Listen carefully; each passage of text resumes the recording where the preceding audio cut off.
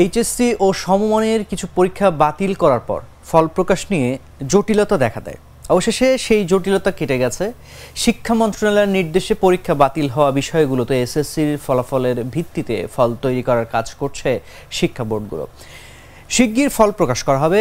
কবে নাগাদ এইচএসসি ও সমমানের ফল প্রকাশ হবে তা নিয়ে এরই মধ্যে শিক্ষা মন্ত্রণালয় একটি প্রস্তাবনা পাঠিয়েছে বাংলাদেশ আন্তঃশিক্ষা বোর্ড সমন্বয় কমিটি। তাতে অক্টোবরের মাঝামাঝি সময় অর্থাৎ 15 থেকে 19 অক্টোবরের মধ্যে যে কোনো দিন ফল প্রকাশের তারিখ চাওয়া হয়েছে।